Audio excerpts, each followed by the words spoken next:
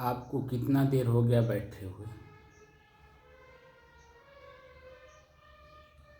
लगभग 1 घंटा हो गया। 1 घंटा हो गया। इस ध्यान कक्ष में कुछ वर्तमान समय में ताप, आंच, गर्मी कुछ महसूस हो रहा है? और साहब इसमें ताप थोड़ा मालूम हो रहा है, राहत मालूम हो रहा है, गर्मी मालूम हो रही है।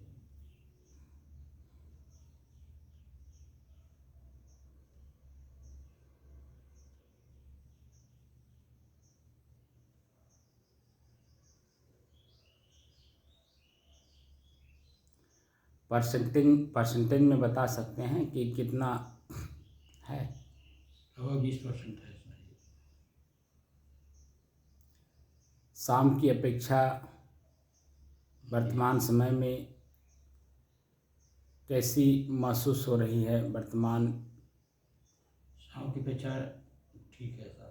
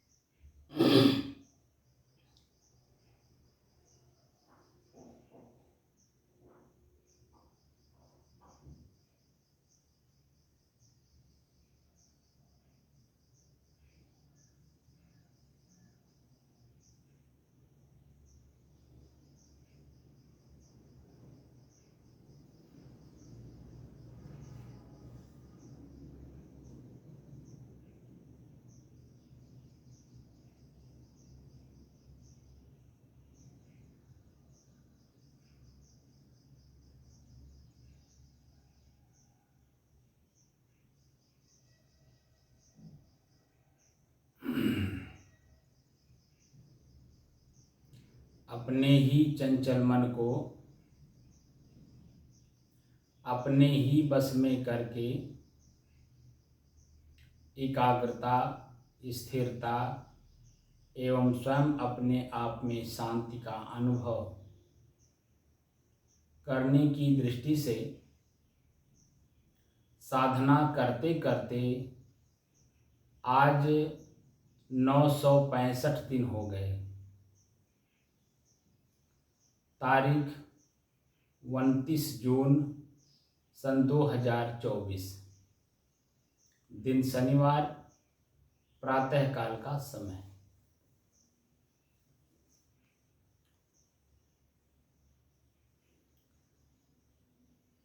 वर्तमान समय में जो इस कक्ष का तापमान है, वो जो हमको अनुभव हो रहा है वो 20% नहीं होगा और कम होगा, क्योंकि आज के 3 दिन 4 दिन पहले आपने देखा होगा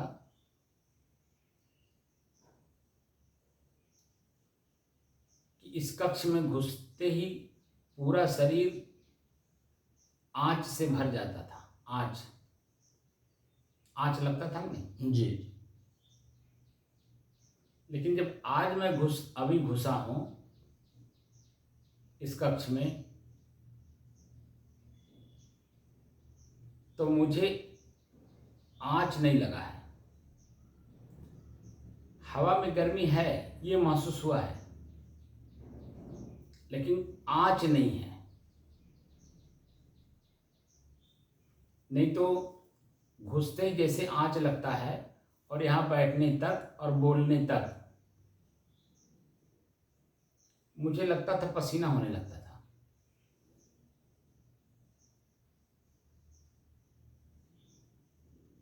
और वर्तमान समय में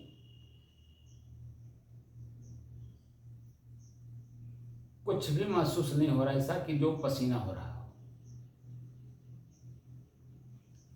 गर्मी है हवा में, तो श्वास लेने में 5% 10% मुझे लग रहा है कि कुछ उमस टाइप का है।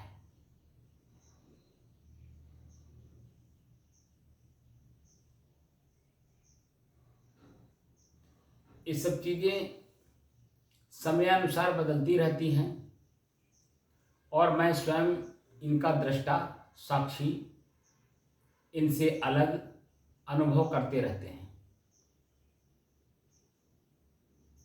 ये बातें अब जाकर के समझ में आ रही हैं कि ये प्रकृति के हैं, लेकिन ये शरीर ही मैं हूं ऐसा मान लिया गया है। इस वजह से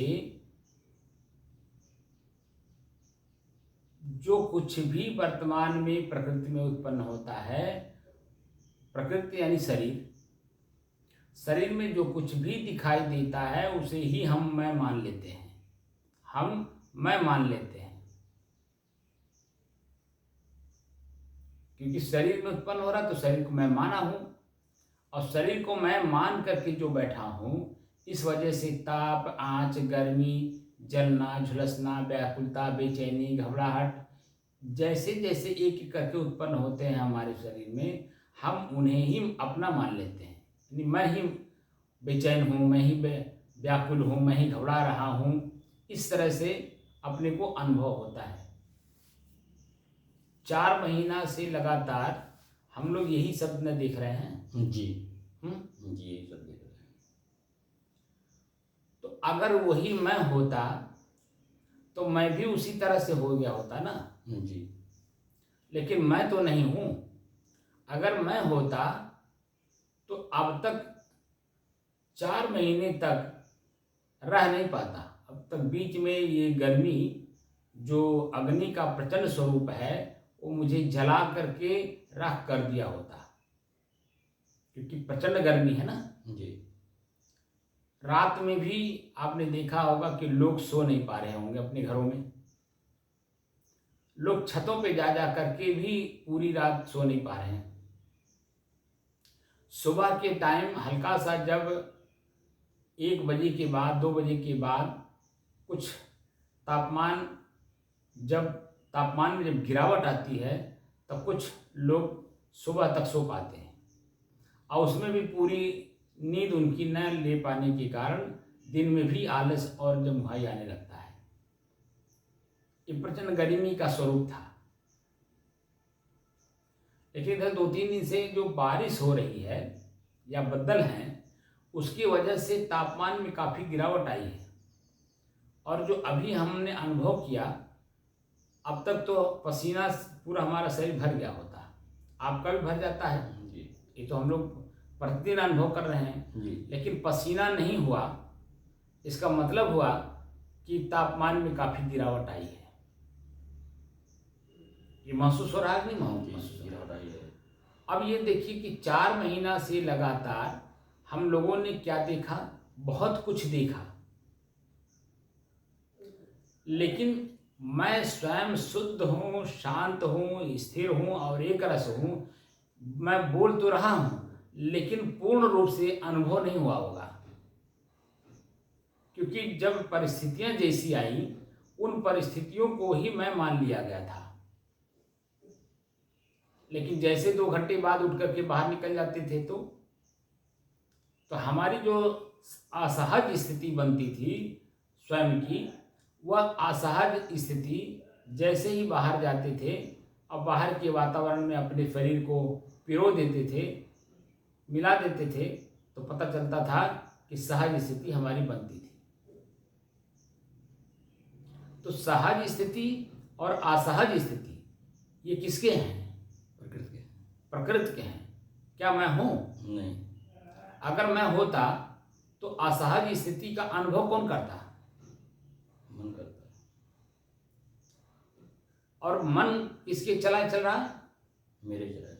तो आखिर जो असहज स्थिति मन भी प्रकृति ही है। जी तो शरीर भी प्रकृति, मन भी प्रकृति, और जो वर्तमान वातावरण की स्थिति है वो भी प्रकृति। जी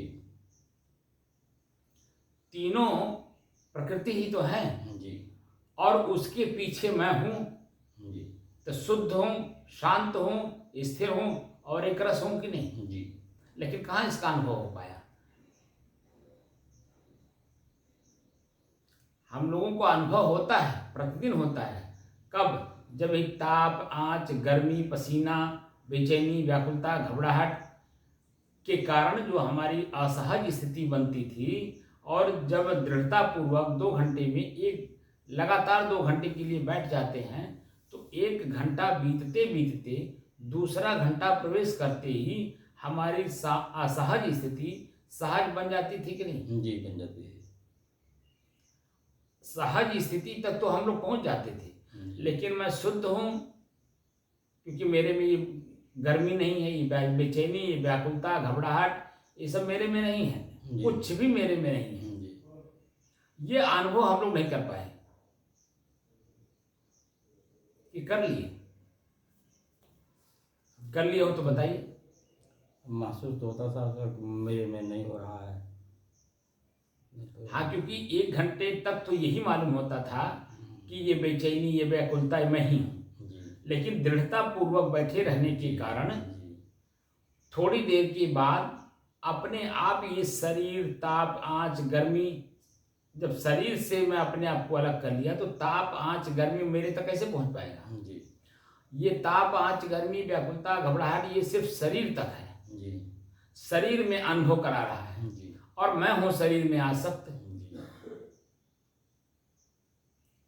तो शरीर में आसक्त होने के कारण वो मुझे महसूस करा रहे थे कि मैं जल जाऊंगा, मैं मर जाऊंगा, मैं झुलस जाऊंगा। तमाम तरह की जो स्थितियां हुई ये शरीर में आसक्त होने के कारण महसूस हुआ। लेकिन जब यही शरीर की आसक्ति जीत ली जाती थी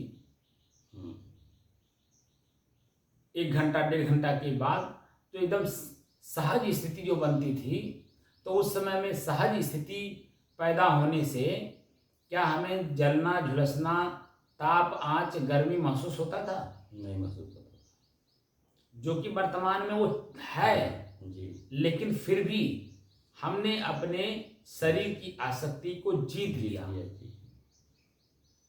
और जीतने के कारण ये हमको महसूस नहीं करा रहे थे। तो दृष्टा और साक्षी भाव का अनुभव हुआ कि नहीं हुआ? हुआ। और दृष्टा जब बिल्कुल इन सब चीजों को देख करके और अपने आप में जब चला जाता था, तो अपने शरीर का भी ज्ञान नहीं होता था, तो ताप, आंच, गर्मी का कहाँ हमको अनुभव होता? कुछ नहीं होता।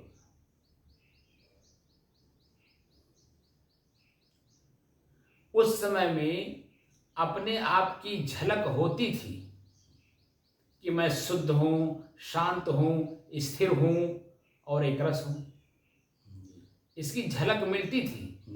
लेकिन तब तक पता चलता था कि 2 घंटे बीत गए। और उसमें मैंने बताया था क्यों नहीं हम बैठा रहे हैं और आगे, क्योंकि ये जो ताप, आंच, गर्मी है, इसके द्वारा जो उत्पन्न मेरे मन के अंदर में व्याकुलता, बेचैनी, घबराहट हो रही थी, वो जब शांत हो जाता था तो एक अलग से आनंद की अनुभूति होती थी। उस आनंद की अनुभूति में हम आसक्त ना हो जाएं, हम इसीलिए 2 घंटे के बाद नहीं बैठाते थे।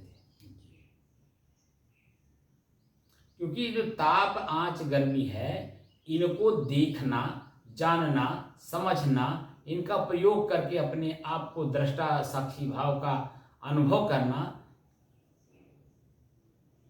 जब तक ये करेंगे नहीं, ये मजबूत होगा नहीं, तब तक अगली कड़ी जो आएगी उसको कैसे देखेंगे?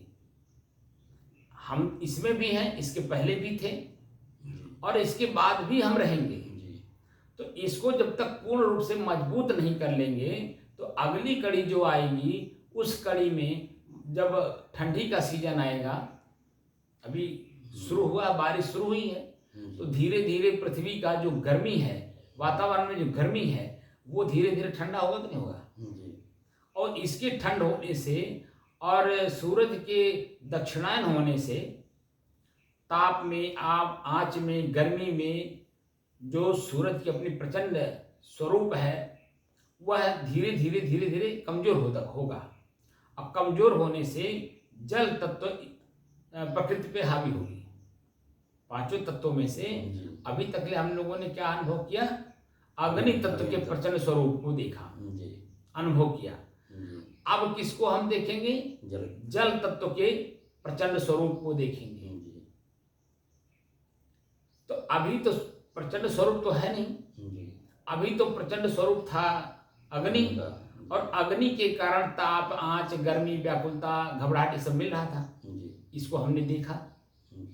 यहाँ तक कि खुजली हो रही थी, फुंसी हो रही थी, यहाँ तक कि चेचक की बीमारी भी होने की कगार पे थे आप, क्योंकि अभय के पुत्र को हुआ था। जी। तो ऐसी स्थिति में हमने समय समय से 4 महीना में क्या क्या देखा, लेकिन क्या वही मैं हूं? नहीं। क्या वही मैं था? नहीं। क्या अभी जो ठंडी के कारण जो उत्पन्न होगा हमारे शरीर की स्थिति, हम स्वयं देखेंगे तो क्या वही मैं रहूंगा? नहीं, सब प्रकृति में रहते। इसका मतलब है ये सब कुछ प्रकृति में हो रहे हैं, मेरे में नहीं हो रहे हैं, क्योंकि मैं तो शुद्ध हूं। जी। और जब मैं शुद्ध हूं और जैसे 5 तत्व अपने आप में हैं, ठोस, स्थिर और अपनी प्रक्रिया के हिसाब से अपना काम कर रहे हैं, वैसे ही मैं स्वयं भी एक तत्व हूं। जी। और जब मैं स्वयं भी एक तत्व हूं, प्रकृति में जैसे कुछ कार्य हो रहे हैं वैसे कुछ कार्य मेरे में भी हो रहे होंगे। जी। मेरे में क्या काम है? मैं शुद्ध हूं, शांत हूं, स्थिर हूं, तो अपनी शुद्धता को मैं चाहता हूं। ये जो मिलावट प्रकृति के द्वारा हमें प्राप्त होता है, मैं इसे नहीं चाहता हूं। जैसे गर्मी हो रही थी, तो गर्मी के कारण जो उत्पन्न हमारे शरीर में पसीना हो रहा था, बेचैनी, व्याकुलता, घबराहट हो रही थी, उससे निजात पाने के लिए एक नया दुख हम और ले लेते थे। क्या? पंखा चलाकर, कूलर लगाकर, एसी लगाकर एक नया दुख ले लेते थे, क्योंकि सुख की चाहना थी, क्योंकि दुख का अनुभव हो रहा था, और दुख के अनुभव को त्याग करके हम सुख का अनुभव करना चाहते हैं। तो दुख में व्याकुल हो रहे थे और सुख में क्या होंगे? सुखी होंगे, उसी में सुप्त हो जाएंगे, आसक्त हो जाएंगे, क्योंकि हमें दृष्टा और साक्षी भाव का पता ही नहीं है कि वह प्रकृति में हो रहा है, मैं उससे अलग हूं। तो क्योंकि मैं शरीर में आसक्त हूं ना, तो शरीर में आसक्त होने के कारण हम क्या हो रहे हैं? जो वर्तमान की स्थिति है उसको बदलने के लिए, बदल करके जो चाहना है हमारे अंदर में सुख का, उसमें हम आसक्त हो जाते हैं। और जैसे आसक्त होते हैं तो चाहते तो हम हैं दुख सुख से अपने आप को मुक्त करना, जिसको हम मोक्ष कहते हैं। सहज भाषा में, आम जनमानस में मोक्ष शब्द घूम रहा है, मोक्ष। तो बिना मोह का नाश किए मोक्ष होगा कैसे? होगा? और सबसे पहले तो मोह अपने शरीर का ही है। ये ताप, आंच जो लग रहा था शरीर को, तो इसमें हम ही तो व्याकुल हो रहे थे। तो इसका मतलब हुआ कि शरीर में हम आसक्त हैं, और वही आसक्ति धीरे धीरे धीरे धीरे धीरे धीरे धीरे धीरे हमने जीतने की कोशिश की। तो 1 घंटे में हम जीत भी लेते थे। शरीर की आसक्ति जो ताप दे रहा था, आंच लग रही थी, जला रहा था, झुलसा रहा था हमें, लेकिन वो मुझे नहीं झुलसा रहा था, वो शरीर को झुलसा रहा था। और मैं तो शरीर में ही हूं, लेकिन मैं कहाँ हूं ये तो मुझे मालूम नहीं। और इसी में रह करके मैं ताप को, आंच को, गर्मी को, जलना को, झुलसना को अनुभव कर रहा था। कर रहा था, नहीं कर रहा था। और 1 घंटे जाते जाते यही हमारे मस्तिष्क से सब उतर जाते थे, ना ताप लग रहा है, ना आंच लग रही है। तो शरीर की आसक्ति हल्का फुल्का हम जीतते थे, तब न जाकर के अनुभव होता था शांति का। जीतते से, जब जीतते थे तभी हम शांति का, सुख का, आनंद का अनुभव करते थे। और शरीर से जो ताप, आंच, गर्मी लग रहा था वो मुझसे अलग है, ये भी अनुभव हो रहा था। और उसी के अगेंस्ट जो है, जो सुख मिल रहा था वो भी मेरे से अलग है, जो शांति मिल रहा है वो भी मेरे से अलग है, जो आनंद की अनुभूति हो रही वो भी मेरे से अलग है। यानी शरीर से संबंधित है, न कि मेरे से कोई संबंधित है। और शरीर है प्रकृति, और प्रकृति अपना स्वतः काम कर रही है। इसीलिए देखिए भगवान कृष्ण ने गीता में कहा, गुणा गुणेषु वर्तन्ते इति मत्वा न सज्जते। गुण ही गुण में बरत रहे हैं तो जो ताप आँच हमको लग रहा था, तो हमारे शरीर में गर्मी है, यानी अग्नि है, लेकिन शरीर के काम भर का है।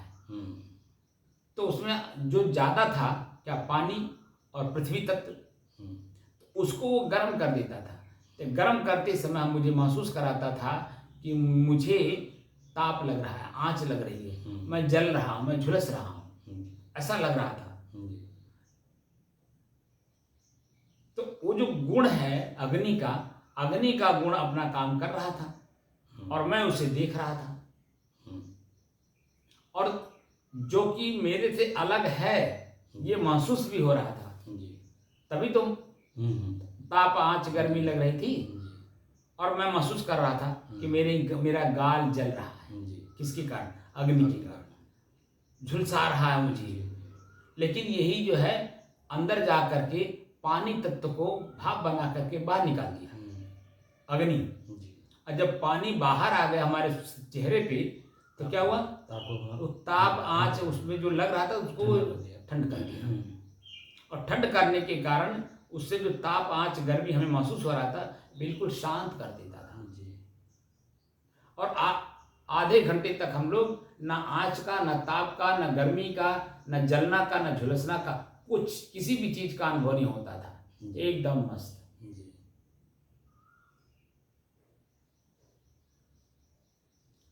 तो ताप आँच गर्मी में होता या वो मेरे तक पहुंच पाता तो मुझे जला देता कि नहीं? जी जला देता। जब शरीर में ही जो वो नहीं शरीर को कुछ कर पाया तो मेरे तक कैसे पहुंच पाएगा? मेरे तक तो पहुंच ही नहीं पाएगा। जब शरीर को कुछ नहीं कर सका तो मेरा क्या कर सकता है?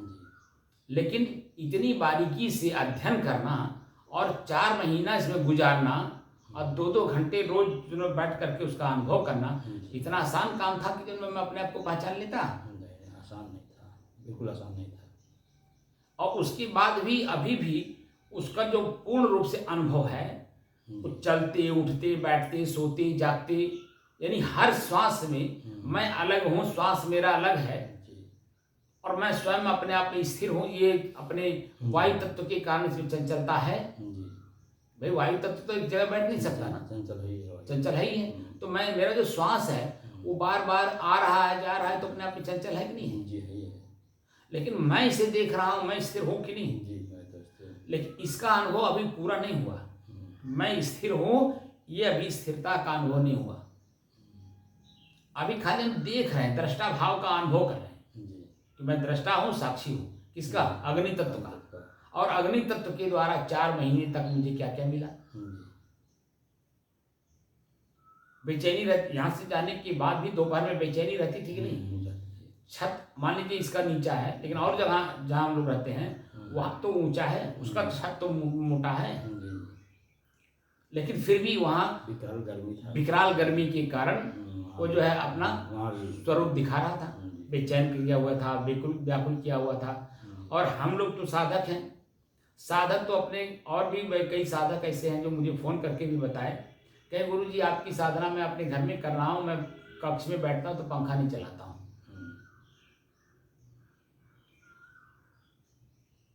और एकदम जैसे आप बताते हैं वैसे अनुभव कर रहा हूँ। तो जो साधक हमारी वीडियो देख करके अपने घर में कर रहे होंगे वह भी अपने इस प्रचंड गर्मी के कारण हमारे शरीर में क्या क्या उत्पन्न हो रहा है, मुझे क्या क्या अनुभव हो रहा है, उसका दृष्टा साक्षी भाव का अनुभव कर रहे होंगे कि नहीं? बिल्कुल कर रहे हैं। जो हम लोगों ने अनुभव किया वही वो लोग भी अनुभव कर रहे होंगे। भले वो अपने घर में हैं, मेरे पास नहीं है, लेकिन जो अनुभूति है, अनुभूति तो एक ही होगी।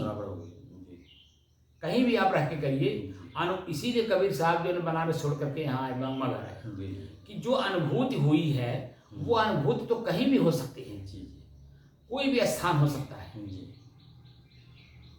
पृथ्वी तो सब बराबर है, हवा तो सब बराबर है, जो पंच तत्व है वो तो सब के लिए बराबर है। तो फिर ये विशेष और कम कहाँ आ गया? इन्हीं सब बातों का विचार करके बड़ी दूर तक, और जो हमारे समाज में विकृत मानसिकता के लोगों ने अपने निजी स्वार्थ में जो समाज में एक बहुत बड़ी विकृति पैदा किए हुए थे, उसको तोड़ने की दृष्टि से कबीर साहब बनारस से यहाँ आए थे। क्योंकि जब राम तत्व तो आप ही लोग बताते हो अपने धर्म ग्रंथ के हिसाब से कि भीतर खोजो, तो जब भीतर खोजा गया और जब देखा गया पाया गया तो भीतर तो मेरे शरीर के साथ, मैं शरीर के साथ हूँ, तो शरीर चाहे जहाँ रहेगी वहीं रहूंगा। वही रहूंगा। कोई जरूरी है कि हम एक ही जगह रहेंगे। अगर एक ही जगह स्थिर हो गए इसका मतलब है कि हम जड़ हो गए, यानी शरीर में हम नहीं है। शरीर में जब हम नहीं रहते तभी तो शरीर पड़ी रहती है। तो अब अपने हाथ से ना हम उठ सकते हैं पैर से, ना हम चल सकते हैं, ना हम देख सकते हैं, ना सुन सकते हैं, क्योंकि मैं शरीर में नहीं हूँ। इसका मतलब शरीर वहीं पड़ गया का मतलब उसका चलाने वाला ड्राइवर उस पर से उतर गया। तो चलाने वाला ड्राइवर ही मैं हूँ और इस शरीर को चला रहा हूँ। तो अपने आप का मुझे अनुभव करना है कि मैं शरीर का मालिक हूँ। अभी मैं कल एक आदमी आए, सुबह आए तो किसी और को खोजते हुए, लेकिन वह व्यक्ति, मैंने उनसे पूछा किसको खोज रहे हैं, तो उन्होंने बताया।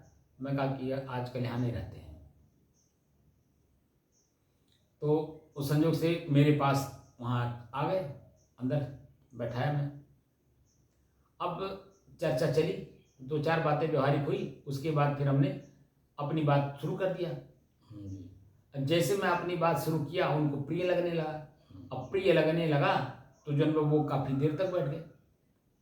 मुझे जाना था कहीं, मुझे लेट हो रहा था, लेकिन फिर भी मैंने देखा कि जो है इनके अंदर में जिज्ञासा कुछ उत्पन्न हो रही है, तो मैं उस वहाँ जाने वाला भाव छोड़ दिया। कब जाऊँगा कब नहीं जाऊँगा कोई बात नहीं, लेकिन जो व्यक्ति वर्तमान में मेरे सामने है उसकी पूरी जिज्ञासा पूरा किए बिना मेरा अनुचित होगा कहीं जाना, क्योंकि साक्षात एक मुमुक्षु मेरे सामने है। सुनने को श्रोता है, उसको कह सकते हैं कि श्रोता सामने है, और वक्ता अगर उसको संतुष्ट न कर सका तो श्रोता के अंदर में कोई न कोई प्रश्न उठ जाएगा। इसलिए अपनी चंचलता दिखाने की जरूरत नहीं कि मुझे कहीं जाना है। स्थिर होकर के मैंने उनको जब पूरी बात बताई और जब समझने लगे भगवान क्या है, ईश्वर क्या है, मैं कौन हूँ, शरीर क्या है, जब धीरे धीरे उनके समझ में बात आने लगी तो वो खुद कहने लगे कि मैं घबराता हूँ अंदर से।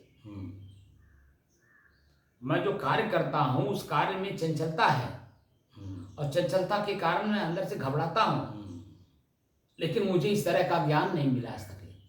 जो आपने दिया, मेरा मन काफी कुछ शांत हुआ और संभ्रांत घर की व्यक्ति हूँ। और जैसे ही मेरी पूरी बात को सुने एकदम मन उनका गदगद हो गया, संतुष्ट हो गया, और उनके मन के अंदर में भावना आ गई कि हमको भी आकर के 2 घंटा 1 घंटा यहाँ लगाना चाहिए। क्यों? क्योंकि जब तक जो हमारी चाह है ना, वो पहले थ्योरी मिलनी चाहिए। थ्योरी हम लोगों को मिलती नहीं। साफ साफ जो है हमारे धर्म ग्रंथों में सारी बातें लिखी हुई हैं, लेकिन उसको जो प्रस्तुतिकरण लोग करते हैं ना, वो प्रस्तुतिकरण साफ साफ नहीं करते। जैसे धर्म ग्रंथ में जो साफ साफ लिखा हुआ है वह साफ साफ बातें हम आपके सामने रख नहीं पाते, और न रख पाने के कारण हम तो अपना काम सीधा कर लिए, लेकिन आपका काम सीधा नहीं हुआ। आप तो साफ साफ चाहते हैं कि मुझे मोक्ष मिल जाए, तो मोक्ष कोई वस्तु हो तो दे दिया जाए ना। बोलिए, तो स्थित है। मोक्ष कोई वस्तु हो, सामान हो, कोई कपड़ा हो, कोई जगह हो तो मिल जाएगा। लेकिन जब वो मोक्ष मुझे ही प्राप्त करना है अपने आप से ही, मैं किसी चीज में लिप्त हो गया हूँ, आसक्त हो गया हूँ, मैं ही मान लिया हूँ उसी चीज को, तो उसका जो मोह है वो जब तक त्याग नहीं करेंगे तब तो मोक्ष कैसे मिलेगा? नहीं मिलेगा। हम अपने शरीर में आसक्त हैं और शरीर मेरा है नहीं, ये तो प्रकृति का है। और जब प्रकृति अपना समय समय से तो अपना काम करती है, और हम कह रहे हैं कि हम शरीर ही हैं, और जो कि शरीर मेरा है, मेरे से अलग है, मैं इसी में हूँ, ये अनुभव कहाँ हो रहा है? और साफ साफ कहते भी हैं। मान लीजिए जब हम लोग धार्मिक लोग जब सत्संग करने लगते हैं तो लोग जो है जो भी बातें करते हों, शरीर मैं नहीं हूँ, शरीर मेरा नहीं है, मैं ये हूँ, मैं वो हूँ, मैं आत्मा हूँ, परमात्मा हूँ, दुनिया भर की बात करते हैं, लेकिन क्या अनुभूति भी है उनको? अनुभूति रहेगा तो वो शब्द में बोल पाएंगे। जी नहीं। अभी वो आत्मा, परमात्मा, ब्रह्म, खुदा, गॉड, ईश्वर के बारे में तो शब्द के हम्म। वो हिंदी के या उर्दू के या अंग्रेजी के शब्द ही तो है, और क्या है। ये कुछ नहीं, शब्द ही है। और शब्द जो है अपना अर्थ भाव क्रिया अलग लिए हुए रहता है, और हम अर्थ भाव क्रिया कुछ और समझ रहे हैं। जी। तो बता दीजिए कि हम कहाँ अपने आप में जानने की कोशिश कर रहे हैं। वो तो खाली मौखिक कह रहे हैं, जी। लेकिन जब प्रैक्टिकल करते हैं, अभ्यास जो हम लोग कर रहे हैं, जी। यही ताप, आँच, गर्मी जो है हमको झुलसा रहा था, जला रहा था, जी। ताप दे रहा था, आँच दे रहा था, बेचैन कर रहा था, व्याकुल कर रहा था, घबरा रहा था, और वही जो है अगर मैं ही होता तो मुझे जला के राख कर देता कि नहीं। करता है। तो मेरे शरीर में वह आ करके जलाने की कोशिश कर रहा था। जी। तो जब मेरा शरीर नहीं जला तो जी। मैं कैसे जल जाऊंगा, आप बताइए। जी बिल्कुल नहीं करेंगे। जले हम लोग? ना। अगर जले होते तो यहाँ बैठ पाते? नहीं। तो इसका मतलब है कि प्रकृति में स्वतः अपना कार्य करने की क्षमता है। जी। मैं तो शुद्ध हूँ, स्थिर हूँ, मेरे में कोई क्रिया है ही नहीं है। मैं क्रिया विहीन व्यक्ति, अब क्रिया में ही मैं अपने आप को मान लिया, तो मेरी गलती है कि नहीं? यही दोष मेरा है। तो अब ये दोष कौन निकालेगा? जी। दोष मुक्त कौन होगा? स्वयं ही अपना दोष देखना होगा, जानना होगा, समझना होगा और निकालना होगा, तभी तो दोष मुक्त होंगे। पहले तो ये समझ में आए कि मेरा दोष क्या है, और जब दोष समझ में आ जाएगा और वो समझने के बाद जब निकल जाएगा तो दोष मुक्त हो गया कि नहीं। और दोष मुक्त होना ही मेरी खुद की अब शांति, मोक्ष अपने आप समझ में आ जाएगा। पहले दोष तो समझ में आए। आँख का दोष है रूप, देख करके हम आकर्षित हो जाते हैं। तो रूप आँख को हम बंद कर लें।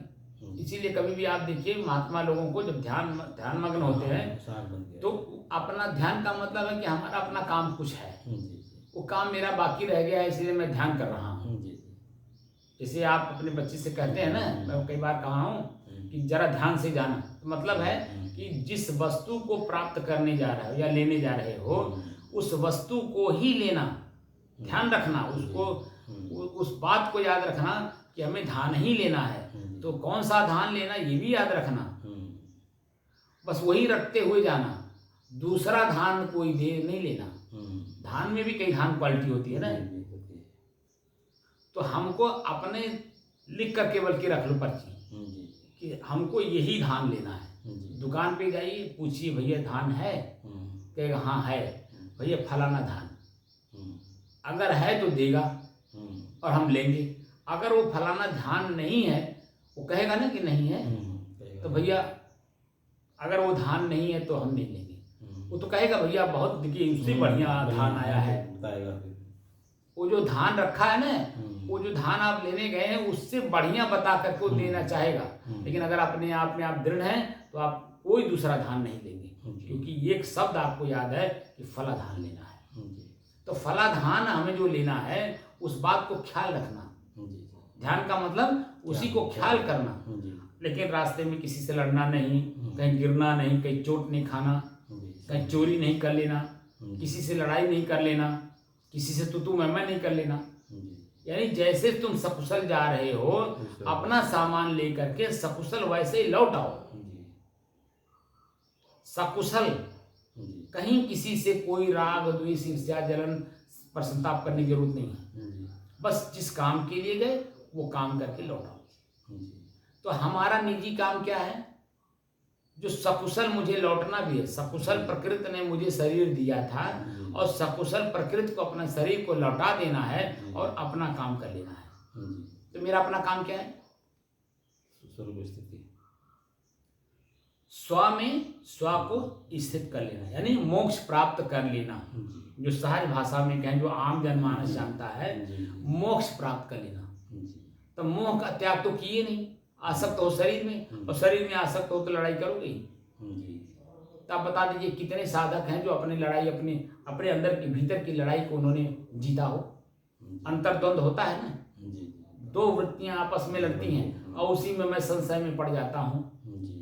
तो दो वृत्तियां जो आती हैं सामने, वो भी तो मेरे सामने आती हैं, दिखती हैं, और मैंने आपको बताया भी था, जैसे पिता बैठे हैं, दो पुत्र लड़ रहे हैं आपस में, तो पिता को मालूम है मेरे दोनों पुत्र कैसे लड़ रहे हैं, कौन सही है कौन गलत है, तो पहले से जानते हैं जी कौन लड़ाकू है कौन सीधा है। जी तो मैं बाप हूँ, मैं स्वयं बाप हूँ, और मेरी वृत्तियां दोनों जो है वो मेरे दो पुत्र हैं। मैं अपनी वृत्तियों को देखता हूँ, लेकिन वृत्तियों में मैं उलझ जाता हूँ, समस्या यूं पड़ती है, और उलझ जाने के कारण मैं अपने आप को भूल जाता हूँ कि मैं इनका बाप हूँ, इन दो वृत्तियों का बाप मैं हूँ, मैं अपने आप को भूल जाता हूँ।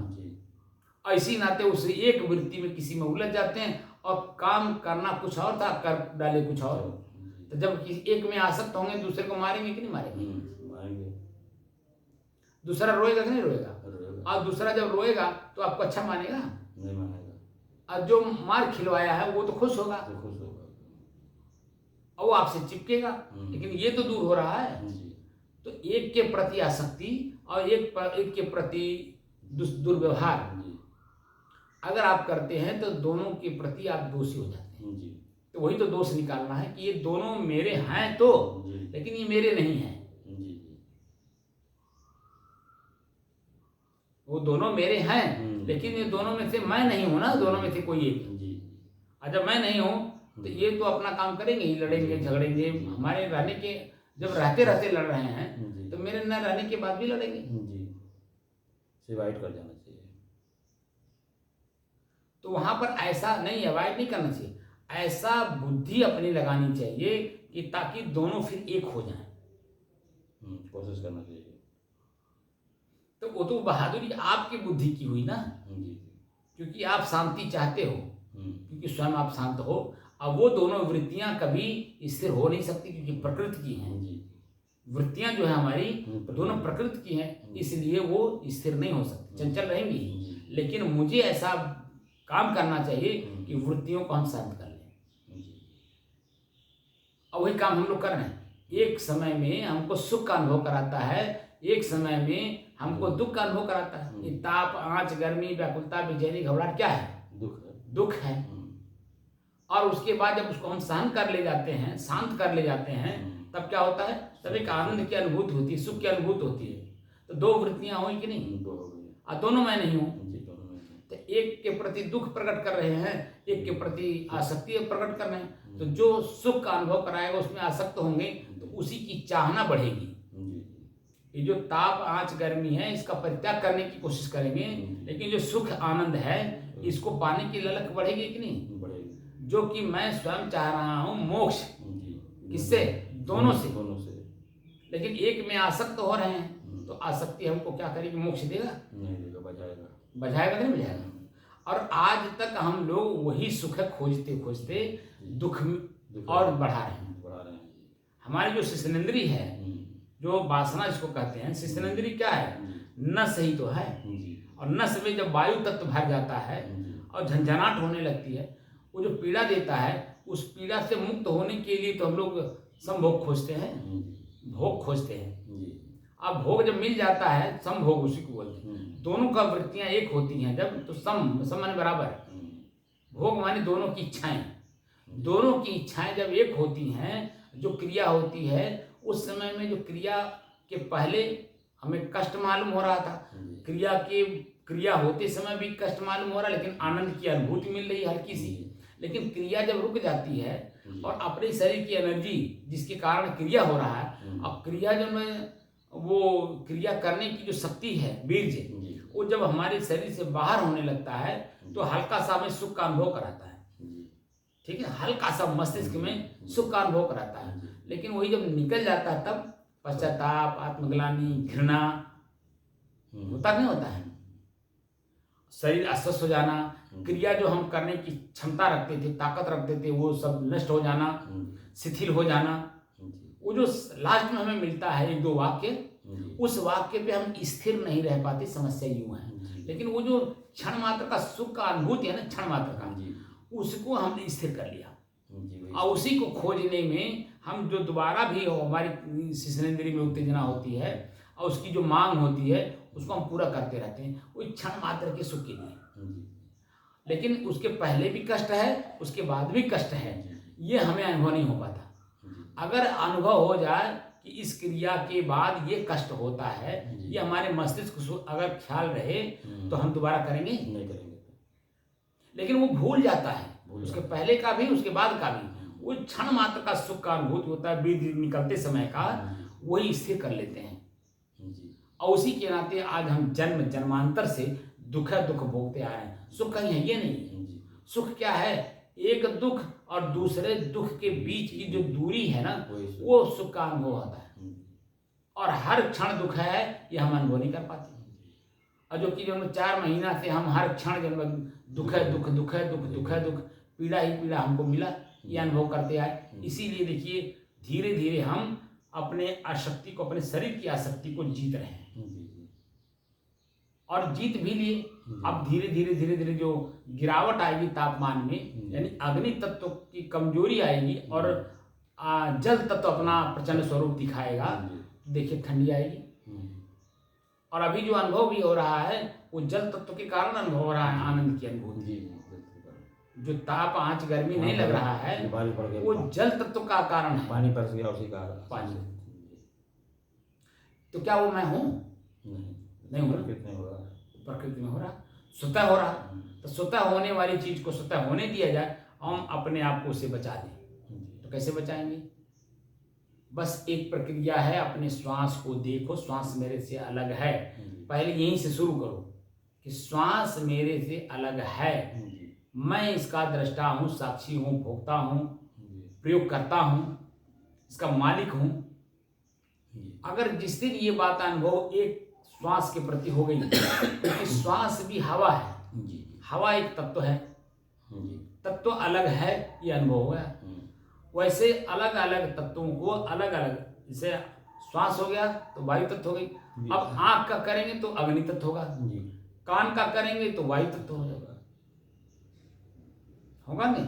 ऐसे ही नाक जो होगा वो पृथ्वी तत्व होगी, जीभ भी पृथ्वी तत्व होगी। तो धीरे धीरे धीरे धीरे सारी चीजें हमें पता चल जाएगी कि मेरे से अलग हैं। जो 965 दिन से हम लोग अनुभव कर रहे हैं, तो श्वास को पहले हमने अनुभव किया, फिर ये जो गर्मी है अग्नि तत्व, इसका जो हम प्रयोग किए, जिसको हमने कहा था ना कि तत्वदर्शी बनना है। तो तत्वदर्शी में अग्नि तत्व जो है अपना प्रचंड स्वरूप दिखा करके, उसके बाद भी उसने टुकड़े टुकड़े में क्या करके आपको क्या क्या अनुभव कराया, कराया कि नहीं कराया?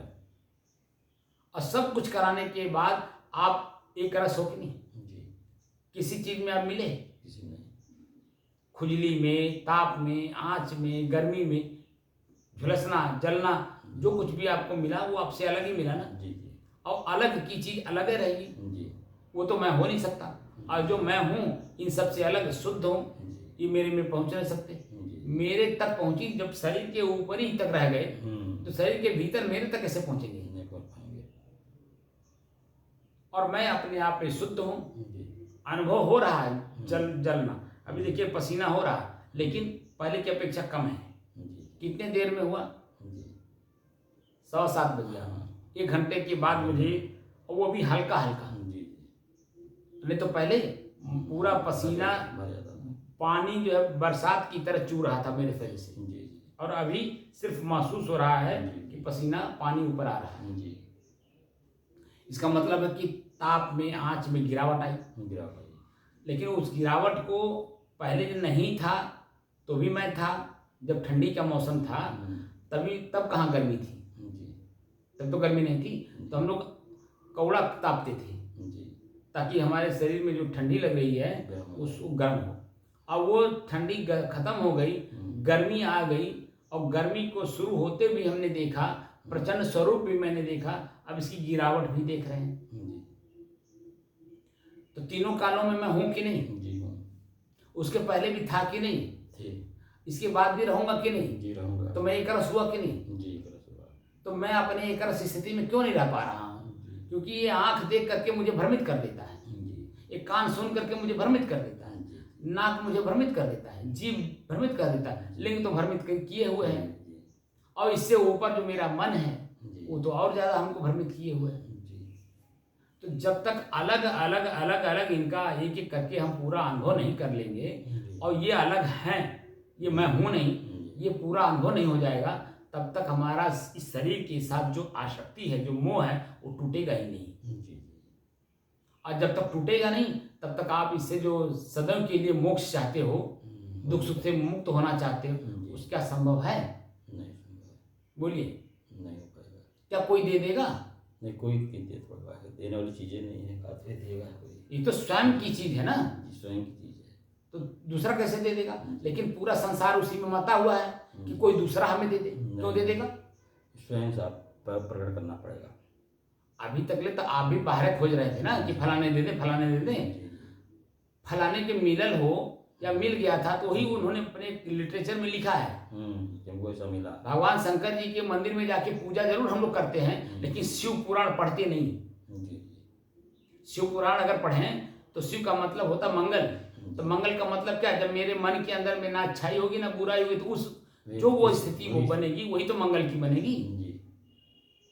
और हम शिव पुराण पढ़ते नहीं। भगवान शंकर जी के मूर्ति पे जाके जल जरूर चढ़ा देंगे, हे भगवान हमारा कल्याण करा। और वो कहा पढ़ने तू हर कल्याण तो है खुद करे पड़ी। वो बात उनके समझ में नहीं आ रही है क्योंकि शिव पुराण पढ़ते नहीं।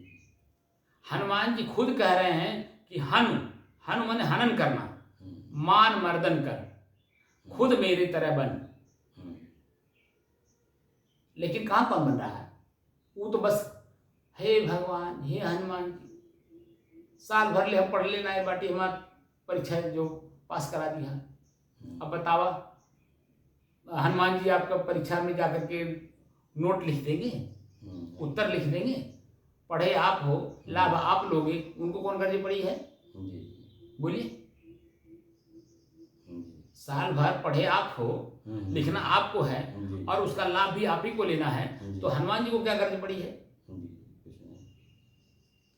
कोई भी किसी को कुछ देता नहीं, खाली संकेत करता है कि तुमको ही करना है, और मैं अपने आप को समझ नहीं पा रहा हूं कि मुझे करना है। तो अब कोई किसी के पीछे पीछे भागने से मुझे कुछ मिल जाएगा? चल बात पुंडा पुजारी जैसा मोटिवेट भी करते हैं कि ऐसा करो, मोटिवेट भी कर देते हैं ना। लेकिन अपनी भी तो कुछ बुद्धि है। बुद्धि नहीं लगाना पड़ता है, ये दिक्कत करते हैं। अपनी कुछ है कि नहीं है? यहाँ चला जाइए होगा, यहाँ चला जाइए होगा, ऐसा करिए होगा। तो आप बता दीजिए कि आप खुद भी भूख लगता बिना भोजन अपने दिए शरीर को आप संतुष्ट रहेंगे? नहीं रहेंगे। तब तो किसी के कहने से हम क्यों? तो दोस्त तो मेरा ही है। दोस्त मेरा मेरे अपने स्वयं के दोस्त का लाभ उठाते हैं सब, लाभ उठाते हैं। लेकिन जब आप अपने दोस्त समझ जाओ और उसको उससे अपने आप को मुक्त कर लो, किसी की हिम्मत है आपको कुछ समझा दे, तो आपकी कमजोरी खुद की कमजोरी, क्योंकि बाहर आपकी चाहना है, इस बाहर की चाहना की वजह से ही जो है आपको लोग भ्रमित करते हैं। लेकिन अगर आप यही हम लोगों की बात मान करके, संतों की बात मान करके अगर आप भीतर खोजना शुरू कर दें, तो कोई आपके घर आकर के नहीं ना मोटिवेट कर देगा। जब आप खुद वहां जाते हो तो हम मोटिवेट करते हैं, तब करते हैं। वहां मत जाइए, ये होगा। आप कहीं जाइए ही मत। बिल्कुल सही, सत्य तो यही है, कहीं नहीं जाना। तो जब आप जाओगे तो भ्रमित होगे तो हाथ लूटे जाओगे, स्वाभाविक बात है। लेकिन जब आप अपने ही घर में अपने आप में खोजने लगोगे तो सारा भ्रम दूर हो जाएगा। कहीं जाने की जरूरत नहीं, जहां हो, जिस रूप में हो, जिस पहनावा में हो, जिस खान पान में हो, वही मुक्त हो सकते हो। बशर्ते खाली जानकारी आपको हो और उसमें आपकी दृढ़ता होती जाए। लेकिन मेरे जैसे जब संत का सानिध्य मिलेगा तभी आपका वो कंफर्म होगा। नहीं तो हर आदमी मनोवृत्तियों में उलझा हुआ है। हर आदमी, हमारे संत महात्मा भी जब जो संतों के सानिध्य में आने के बाद भी भ्रमित हैं, उसका मतलब मनोवृत्तियों में उलझे हुए हैं। वही चीज खोज रहे हैं जो आप खोज रहे हो। तो आप क्या खोज रहे हो? बाहरी सुख खोज रहे हो, और ये हमारे संत महात्मा भी बाहरी सुख खोज रहे हैं। तो बता दीजिए कि बाहरी सुख कहाँ है? अगर होता तो मिल नहीं जाता किसी को। बड़े बड़े धनाटे जब उसको खरीद लिए होते हैं, कोई नहीं पाए, खरीद लिए होते हैं। लेकिन जब हो तब ना मिले। वो तो भीतर है, और भीतर की चीजें सबको त्याग करने के बाद मिलती है।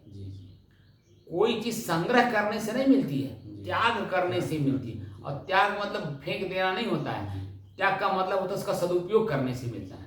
जैसे मान लो धन है हमारे पास, तो हम उससे ऐसी चीजें ना खरीदें जिसका दूसरे का नुकसान हो, बल्कि ऐसी चीज खरीदें कि दूसरे का लाभ हो।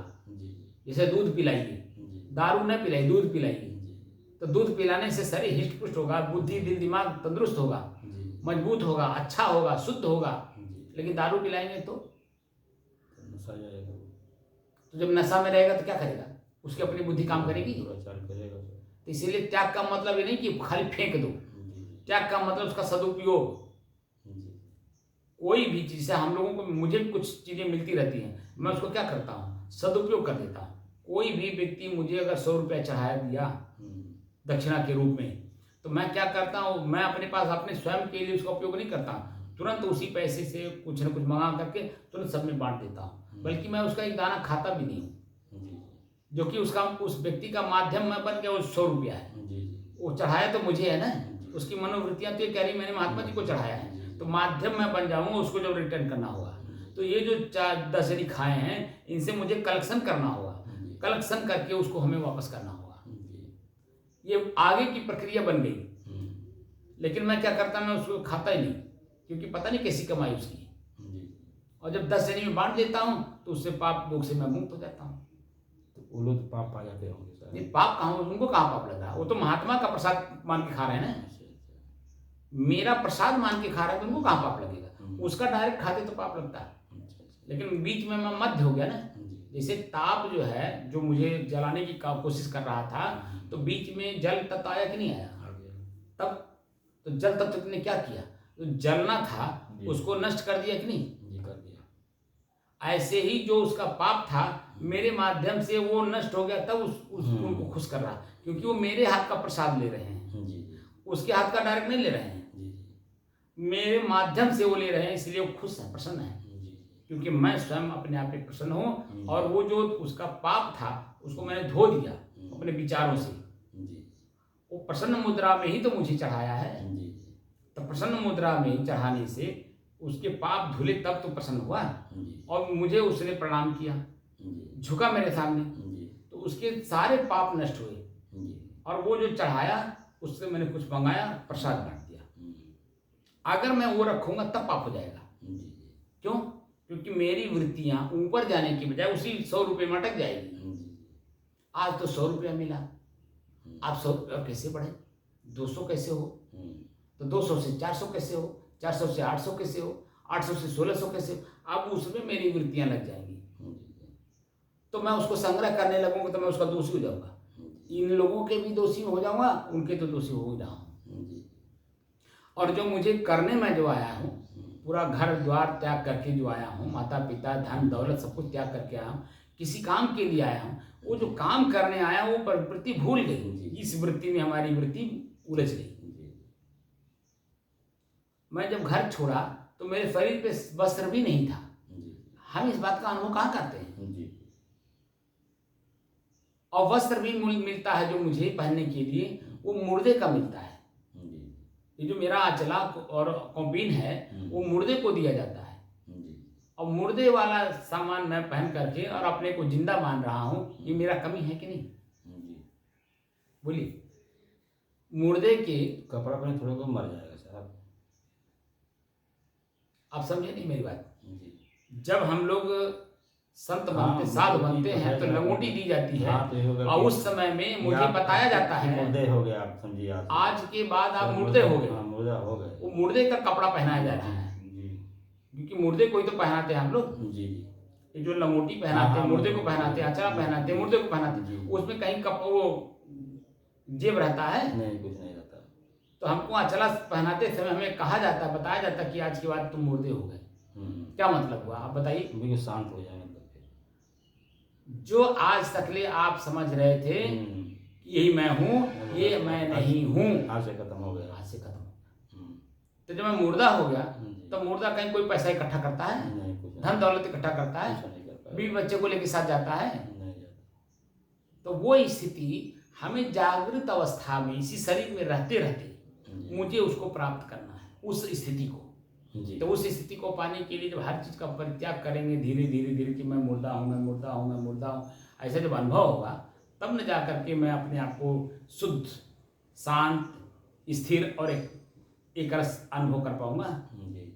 जब तक वो स्थिति आएगी नहीं, तब तक शुद्धता आएगी नहीं, वो तो उलझ गए आप। तो शुद्ध कहाँ रह गए? शुद्ध का मतलब कुछ भी न रह जाए। दूध है, शुद्ध है, उसमें पानी नहीं डाला गया तो मिलावट नहीं होगी। और अगर आपने उसमें कुछ मिला दिया तो वो जो मिलाया वही ना दिखाई देगा। जी। चीनी डाल दिए, गुड़ डाल दिए, हाँ, मालूम होगा। मालूम होगा ना मालूम। जी। तो जो दूध का अपना स्वरूप है चेंज हो जाएगा। चेंज हो जाएगा नहीं, तो वो दिखाई देगा जो मिलावट है। मिलावट वाली चीज। तो जो मैं साधु बनने आया, साधु बनने का मतलब क्या है? आध्यात्मिक विद्यार्थी, जी। स्वयं मैं कौन हूं को जानने की दृष्टि से साधु बने। और पता चला मैं अपने को न जान करके इंद्रियों में उलझ गया। जी। तो इंद्रियां हमको तो उलझा ही रही है, साथ साथ मन भी इंद्रिय है। जी। अब कल्पना में हमेशा चलता है, जी। मन हमारा हमेशा कल्पना में चलता है और कल्पना में हमें उलझा देता है। तो पता चला कि हम उसी में उलझ करके जैसे पहले था वैसे आज भी रह गया। तो साधु कहाँ बना? वो तो खाली कपड़ा पहन लिया, खाली गुरु जी की वाक्य खाली सुन लिया कि तुम मुर्दे हो गए, लेकिन मैं मुर्दा हुआ नहीं। इसीलिए 12 साल तक शिष्य को गुरु के सानिध्य में रहना पड़ता है। अब गुरु भी चतुर होता है कि 12 साल रखे बिना, उसके अंदर में जितनी भी चीजें हैं उसको नष्ट कराए बिना उसको साधु का वेश नहीं दिया जाता, ब्रह्मचर्य वेश रखा जाता है कि ताकि अगर मान लीजिए इसकी वृत्तियां अगर संसार में ज्यादा उलझी हो तो इनको शादी ब्याह करा करके वहां भेज दिया जाए जहां वो भोग ले। जो सुख के रूप में दुख को लेना चाहते हैं क्या पहले ले लें, अनुभव कर लें, और उसके बाद जब लौट करके, इसीलिए हमारे यहाँ व्यवस्था दिया हुआ कि ब्रह्मचर्य, गृहस्थ, बानप्रस्थ, संन्यास, इसलिए घुमाया गया। हाँ, घूम करके फिर अगर आप जो है अपने डायरेक्ट अगर आप संन्यास में नहीं जा पा रहे हैं, अपने मन इंद्रिय शरीर को नहीं बस में कर पा रहे हैं, थोड़ा घूम करके आओ, घुमा दिया गया। हाँ, कुल का लेकिन अगर डायरेक्ट भी जाने वाले हमारे जैसे लोग हैं तो डायरेक्ट उनको भी कर दिया जाता था, क्योंकि वो अपने मन इंद्रिय शरीर को कब्जा किए, अपने बस में कर लिए हैं। इसीलिए कहीं दिखे प्रभावित नहीं होते हैं। कितना बड़ा धनवान हो, कितना बड़ा संपत्ति वाला हो, कितना बड़ा सुखवान हो, वहाँ कुछ भी उनके सामने कुछ नहीं होता है। वो चाहे मुर्दा घाट पे रहें और चाहे वो महल में रहें, संत को कोई असर नहीं पड़ता है। चाहे उनके ऊपर कोई फूल फेंके, चाहे कचरा फेंके, वो किसी को कुछ नहीं कहते। चाहे कोई उनका सम्मान करे, चाहे अपमान करे। इसीलिए देखिए गोस्वामी तुलसीदास जी ने लिखा है, मान सम्मान निरादरहि, सब संत सुखी विचरंत में। ये सबसे ऊपर रहते हैं और अपने आप में मस्त रहते हैं और अपनी मस्ती का लाभ दूसरे को भी देते हैं जो उनके सानिध्य में बैठता है। क्योंकि वृक्ष कबहू न फल भकै, नदी न संचय नीर, आपने पढ़ा होगा। ऐसे ही जो हम लोग वृक्ष हैं, वृक्ष के नीचे जाने से ताप से, आँच से, गर्मी से बचने का सहारा मिलता है वृक्ष के नीचे। तो हम वृक्ष हैं, हमारे सानिध्य में जो मुमुक्षु है, जिज्ञासु है, उनको वहां बैठने से शांति मिलती है, मन शांत होता है। उनको देखने मात्र से, उनके सामने बैठ जाने मात्र से एकदम शांति महसूस होती है, क्योंकि मन में कोई क्रिया नहीं, कोई चंचलता नहीं, एकदम शांत। तो अपने शांति का अनुभव किया जाए कि मैं स्वयं शांत हूँ, स्थिर हूँ, एकरस हूँ और शुद्ध हूँ। अपनी शुद्धता का अनुभव किया जाए।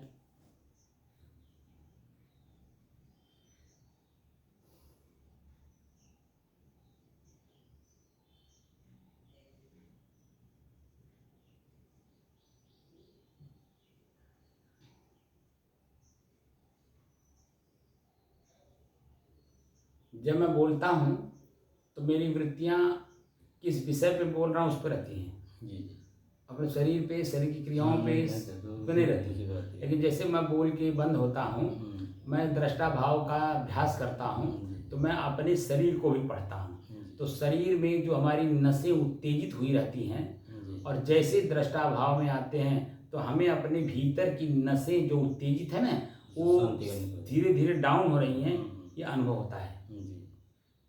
जो आवाज काम नहीं लेंगे डाउन हो जाएगा, करेंगे जब क्रिया नहीं होगी तो डाउन हो जाएगा। नहीं करें तो डाउन, क्योंकि जो हम क्रिया करते थे उत्तेजित रहते हैं और जब क्रियाविहीन होते हैं तो उत्तेजना उनकी खत्म होती है, तो वही शांति का अनुभव होता है, शीतलता का अनुभव होता है।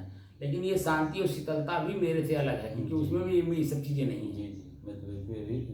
मैं इनको देख रहा हूँ ना, जान रहा हूँ ना, उपभोग कर रहा हूँ, इसलिए क्योंकि बाहर की वस्तु है तब ना उपभोग कर रहे हैं। अगर ये मैं होता तो बाहर की बात समझ में नहीं आती। जैसे मैं स्वयं हूँ, अभी अन्य चीजों में समझ में आ रहा है, लेकिन स्वयं मैं अलग हूँ नहीं समझ में आ रहा है। मन वृत्तियाँ शांत भी हो जाती है, अपने का हो अपने हम अपने आप में चले भी जाते हैं। जैसे आप जब बैठे थे सुन में आया हूँ, आपको मालूम नहीं मैं आया हूँ, नहीं। आपको नहीं मालूम है। मैंने आपकी वीडियो हल्की सी ले ली आपकी स्थिति का, और आपकी स्थिति ऐसी थी, तो आपको पता है कि मैं अपने आप में हूँ। नहीं। तब सुख का अनुभव हो रहा है, क्यों? क्योंकि उसके पहले दुख मिल रहा था। तो दुख और सुख दोनों अलग है, तब न मालूम हो रहा है। लेकिन स्वयं में आप चले गए, ये अपने आप कहाँ, आपको मैं पूछूं कहाँ थे आप, क्या बताओगे? एक क्या बात कहोगे, क्या बताऊं साहब, नींद आ गई थी। आप ये कभी नहीं कहते हैं, मतलब ऐसा ना कि जो है मतलब जो है ध्यान जो है खत्म हो जाता है। जैसे अब जब वृत्ति कुछ रही नहीं गई है, जब कुछ दिखाइए ना अच्छे के रूप में ना बुरे के रूप में, ये जो अपना शरीर में ताप आंच गर्मी लग रही थी, ठीक है, इसे आप जब बोल रहे थे तो मैं इसीलिए आप काट दिया थोड़ी देर में, क्योंकि आप जो ताप आंच गर्मी की 20% बता रहे थे, 20% में आपको पसीना से लथपथ हो गए होते। ये ज़्यादा से ज़्यादा 5 से 7 या 10 मिनट 10% हम लोगों का अनुभव हो रहा है, क्योंकि ये दीवार अब कुछ ठंडी हो गई है, कुछ छत ठंडा हो गया, तो इसमें जो हवा है वो भी तो ठंडा हो गया है, तो ताप नहीं दे रहा है, क्योंकि आप अपने में थे। अब वो पहले वाला वो जो रट्टू विद्या था, कल वाला परसों वाला नरसों वाला, उसको आप बोल रहे थे, वर्तमान की अनुभूति नहीं बोल पा रहे थे, क्योंकि एकदम शुद्ध अपने आप में चले गए थे ना, और मेरे वाक्य को सुन करके वो कल वाला परसों वाला बोल रहे थे। जो वर्तमान का अनुभव था, वर्तमान का अनुभूति 5 से 7 10% है। तभी देखिए अभी तक ले जो है पसीना हमारा चू नहीं रहा है, और आप में भी नहीं चू रहा, कपड़ा कहीं भीगा। तब अगर कपड़ा भीग गया होता तो मैं मान लेता 20% है, लेकिन कपड़ा कहीं भीगा ही नहीं। अरे 20% में बहुत होता है हमारा। जब 5 से 7 10% है तो 10% हम झूठ बोल रहे हैं, नहीं बोल रहे हैं। वो झूठ इसलिए बोल रहे हैं कि वो वाक्य आपने खाली सुन लिया, और थे अपने आप में शुद्ध है, कहीं नहीं थे आप। लेकिन जैसे सुने तो कल वाला जो अनुभव था वो बता दिया आपने, ताप लग रहा था, आँच लग रहा था, और मैं आश्चर्य में हो रहा हूँ कि ताप आँच कुछ है ये नहीं है, ये बोल क्या रहे हैं, क्योंकि वास्तव में था कि आप शुद्ध थे, एकदम शुद्ध थे। तब आपकी स्थिति ऐसी थी, क्योंकि मन में ना अपने शरीर के बारे में ज्ञान है, न शरीर में उत्पन्न होने वाले कोई ताप आंच गर्मी पसीना का कोई ज्ञान है, और ना ही इससे परे जा करके कोई सुख का अनुभव है। तो शुद्ध अपने आप में थे। जो नींद, बार बार कहता, जो नींद अवस्था है वो नींद अवस्था ही मेरी अपनी है, लेकिन जागृत अवस्था में जो हम वहाँ जाए तब, इसलिए कि आप उसको देख नहीं पा रहे हैं अभी, इसीलिए खाली शब्द से भले वो उसको जान लिए हों, लेकिन स्वानुभूति भी नहीं हुई। और स्वानुभूति जब तक नहीं होगी जागृत अवस्था में, देख कर जान कर समझ करके नहीं होगी, तब तक वो हमारे दिमाग में स्थिर नहीं होगा। मन मस्तिष्क उसको मजबूती के साथ पकड़ नहीं पाएगा। और जो कि मैं रोज दिखा रहा हूँ, लेकिन अभी फिर भी नहीं, क्योंकि यहाँ से जाने के बाद वो जो मानसिक तनाव परिवार का आ जाता है, समाज का आ जाता है, तो ये भूल जाता है। जो कि देखिए अध्यात्म पूरे संसार को भूलने से आती है। स्वयं मैं कौन हूँ का परिचय तभी होगा जब संसार का पूरा परित्याग कर दिया जाएगा। तब बिना पूरे परित्याग किए किसी भी, जब वैसे भी आप भौतिक जीवन में नहीं पारंगत हो पाएंगे, तो आध्यात्म कैसे पारंगत हो पाएंगे आप बता दीजिए। आप एक बन के दरोगा थे, तो अन्य चीजों को त्याग किए तब ना खाली बन के दरोगा थे, क्या कुछ थे। आप अपने ही विभाग के कोई बड़े अफसर नहीं बन पाए। क्यों? क्योंकि वृत्तियां या कमाई पूर्व की उस तरह से नहीं थी। तो जहां आप रहे वही मान करके अभी तक ले आप बैठे। अरे थोड़ा सा वृत्ति ऊपर करिए तो देखिए वृत्तियां अभी वहीं उलझी हुई हैं। तो वृत्ति को बिना सुलझाए कहिए कि मैं उस लेवल पे जाऊं, कैसे जा पाएंगे।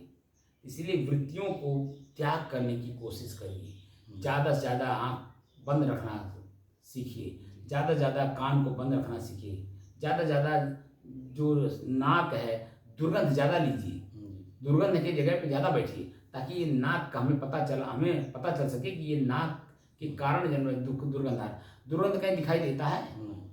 तब बताइए, ये हमारा नाक हमको परेशान किए हुए है। और ज़्यादा से ज़्यादा जो भोजन एकदम बिल्कुल बेस्वाद हो उसको खाइए, ताकि जो स्वाद ले लेकर के आसक्ति बन, सुगंध ले लेकर के जो आसक्ति नाक की बन गई है, स्वाद ले लेकर के जो जीभ की आसक्ति बन गई है, इसमें परित्याग किए बिना ये जीभ आपके बस में होगी नहीं। बड़ी बड़ी बातें हम लोग कर लें भले, लेकिन जब प्रयोग करना होता तो यही सब बीच में आकर के हमें रोड़ा बनती है, ये रोड़ा बनती है, ये ब्रेकर होती हैं हमारे जीवन में। मुझे मेरे तक जाने में यही सब रोड़े हैं, और इन रोड़ों को त्याग किए बिना आप आगे बढ़ पाएंगे? आप बताइए, ये हाल है। तो त्याग किए बिना उसको वैराग्य कहते हैं। वैर और राग, जिसे नाक जो दुर्गंध जब दिखाता है ना, तो आप उठ के भागने लगते हैं। नहीं, भागिए नहीं, वहीं बैठिए और उसको देखिए कि तुम, देखता हो कि कब तक तुम हमको परेशान करते हो। तो ज़्यादा 15-20 मिनट, जैसे ताप आँच गर्मी जब हमको 15-20 मिनट आधे घंटे में हमको हैबिचुअल हो जाएगा, हैबिचुअल हो जाएगा, नहीं हो जाएगा। तो जैसे हैबिचुअल हुआ तैसे आप कहीं कितना दुर्गंध हो ना कुछ कहबे नहीं करेगा, क्योंकि जान रहा है कि बता भी दूंगा तो ये जन मानेंगे नहीं, हमको तो ऐसे परेशान होना है। और भोजन करते समय बेस्वाद भोजन करिए, तो बार बार का अभ्यास करने से जीभ भी कहेगा कि यार ये तो मानेंगे नहीं आदमी, जैसे मर्जी वैसे का, पेट में जाना है ना, जीभिए तक स्वाद है, पेट की घाटी के बाद जाने के बाद कोई स्वाद है, माटी हो गया, माटी हो गया। तो इसलिए वो दिमाग में बात आ जाएगी, इसलिए इसमें आसक्त नहीं होगा। नाक में आसक्त होगा ना, जीभ आसक्त होगा। तो आँख हमारा आसक्त है किसी एक व्यक्ति में उलझने से, किसी कान हमारा उलझा हुआ है किसी एक शब्द में, कि मेरे पुत्र का है कि नहीं, मेरी बहू का है कि नहीं, मेरे नाती का है कि नहीं। ये मेरे नाती का, मेरे बहू का, मेरे बेटे का है नहीं, तो कोई दूसरा होगा, जान दो पर। अब इस स्थिति में जा करके हम एक में आसक्त हैं और एक में अनासक्त हैं। तो जिसमें आसक्त है उसके प्रति जो कुछ होगा तो आप वहाँ लड़ने, कटने, मरने के लिए भी तैयार हो जाएंगे। जो कि हर जीव उतना ही ताकतवर है, उतना ही कर्म संस्कार लिए हो जितना आप लिए हो। तो हर जीव जब अपना कर्म संस्कार लिए हुए घूम रहा है, तो दूसरे के कर्म संस्कार में अपना कर्म करके हम दोषी बनने की क्या जरूरत है? कुछ नहीं। अब बताइए, जब हर जीव उतना ही ताकतवर है, अपना अपना कर्म कमाई सब लोग खा रहे हैं, तो हर आदमी, हर जीव को अपना कर्म कमाई खाने के लिए छोड़ दीजिए। हम जो कमाई किए हैं वो अच्छा है कि बुरा, इसको हम टटोलने की कोशिश करें। क्योंकि मैं जो हूँ वो ना मैं कर्म कमाई हूँ अच्छे के रूप में, ना मैं कर्म कमाई हूँ बुरे के रूप में। तो मेरा अपना पूर्व का बिना अज्ञानता का, अज्ञानता में जो मैं कर चुका हूँ उसका परिणाम मेरे सामने आ रहा है। तो आज सहनशीलता मेरी बढ़ जाएगी। अगर मैं ये जान जाऊं कि मेरा ही कर्म संस्कार मुझे मिल रहा है, तो कोई कुछ भी दे, जैसे मैंने बताया था ना आपको कि मान लें किसी को आपने 1 लाख रुपया दे करके या 10,000 दे करके भूल गए हैं, और उसको, लेकिन लेने वाले को तो याद है।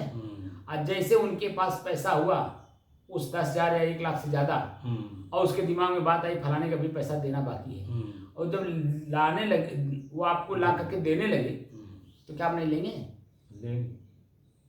तो बड़ा खुशी खुशी ले लेंगे। बहुत खुशी से भैया, अपना तो भूल गए थे, आपने दे दिया। और उस समय में जो खुशी होती है वो वर्णन नहीं कर सकते आप, क्योंकि मन बहुत खुश होता है, यार मैं दे करके भूल गया था, मुझे तो ये भी नहीं होता कि कब दिया, कैसे दिया, कहाँ दिया, वो भी कुछ याद नहीं है। लेकिन आपको याद है, भैया लाई दीजिए, तो लेते हैं कि नहीं लेते हैं? ऐसे ही बुराई भी तो आपने दे करके भूले हुए हैं। जब बुराई वो देता है, वापस करता है गाली के रूप में, तो क्यों पीड़ा होती है? वहाँ तो आनंद आ रहा है, यहाँ पीड़ा क्यों हो रहा है? तो जब आप ही का दिया हुआ आप ही को वापस कर रहा है, तो पीड़ा नहीं होनी चाहिए ना। और वहाँ सुख भी नहीं होना चाहिए। हर हाँ ठीक है भाई, हम दिए थे, आप लिए थे, आप लौटा दे रहे हो, तो हल्के हो गए, बात खत्म हो गई। तो यहाँ खुश क्यों हो रहे हैं, प्रसन्न क्यों हो रहे हैं, आनंदित क्यों हो रहे हैं? इसलिए कि मैं भूल गया था, ये मुझे मालूम हुआ कि मैं भूल गया था दे करके। अरे वो बड़ा अच्छा हुआ, क्योंकि वो नुकसान था आपका, क्योंकि भूल गए थे ना, आपकी अपनी कमाई, परिश्रम का कमाई आप दे करके भूले हो।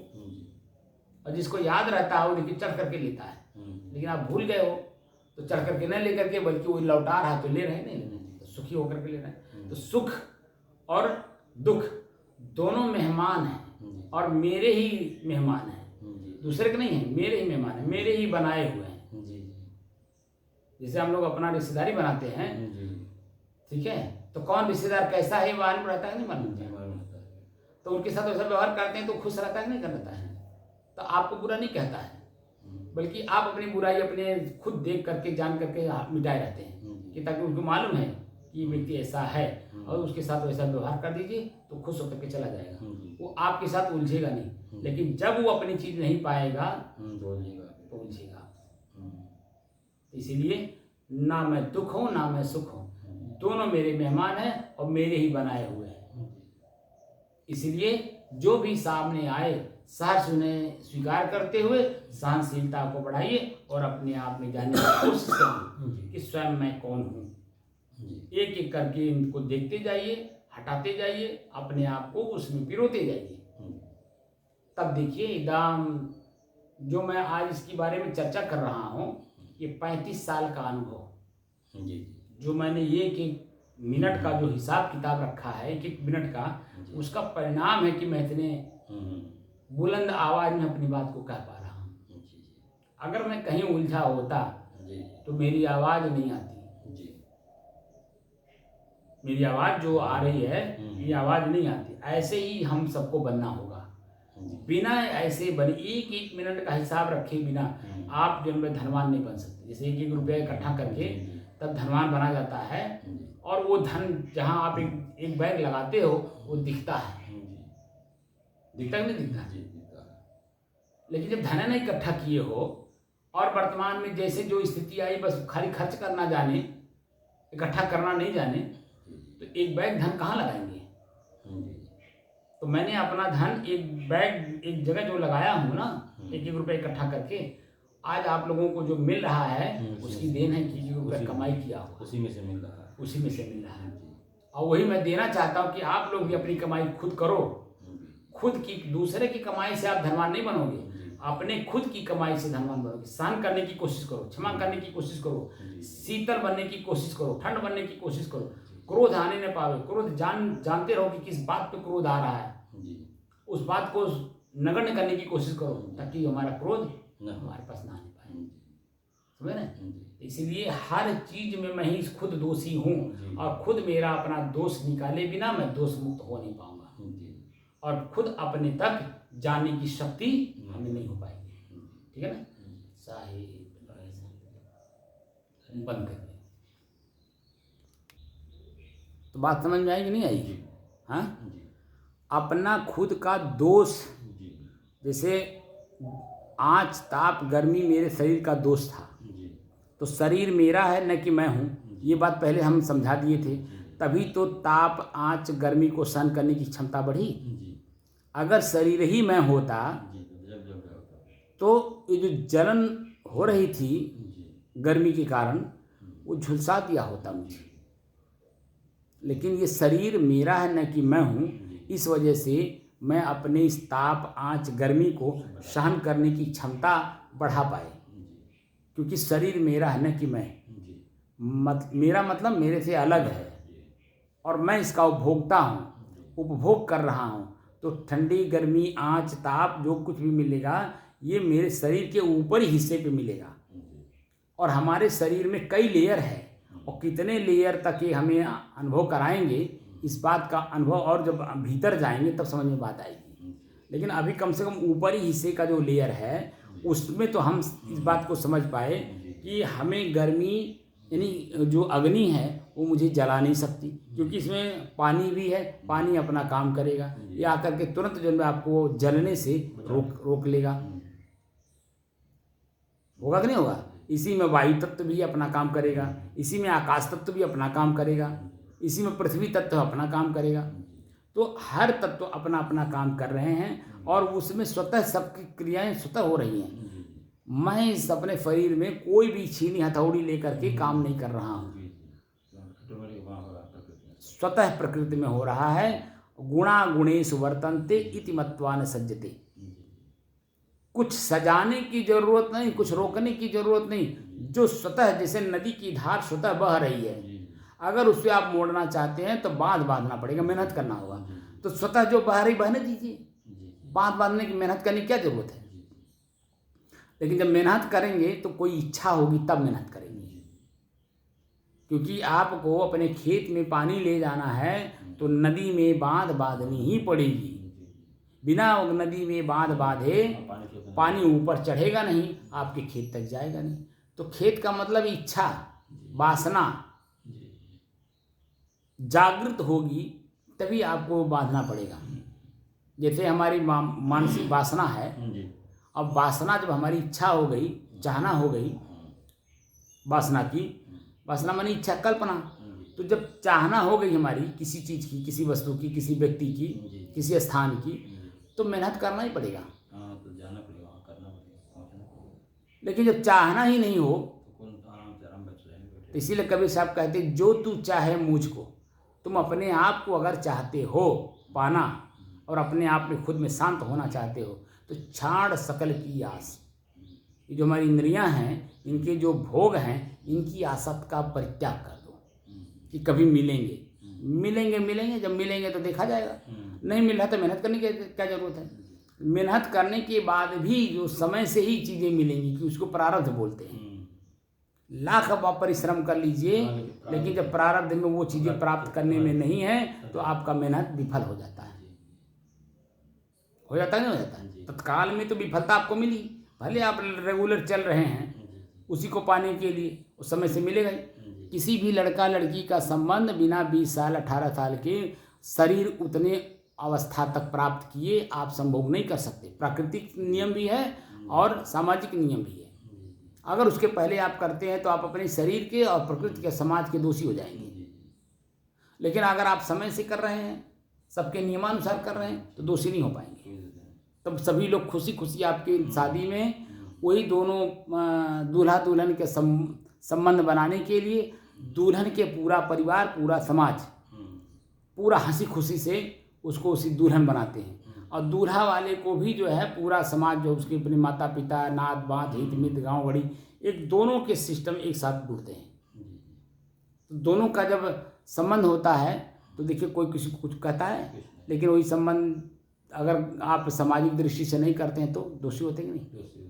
तो आपके अंदर में खुद चंचलता रहती है, भय रहता है, कोई देख ना ले, कोई जान ना ले, कोई समझ ना ले कि आप ये ऐसे हैं, तो हमारी ख्याति, हमारी इज्जत समाज से गायब हो जाएगी। लोग हमको जो बाबू भैया कहते हैं वो नहीं कहेंगे, तब चरवा कहेंगे, तब बेमनवा कहेंगे, तमाम तरह की बात कहेंगे।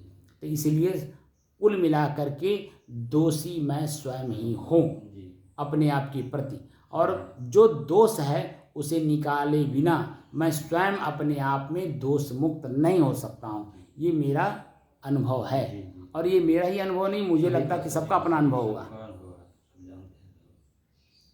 तो बिना दोष निकाले, जब समाज में आप दोष मुक्त नहीं हो सकते हैं, अपना खुद निकाले, तो आप बता दीजिए भीतर में कैसे होंगे। ठीक है ना, साहिब बंदगी।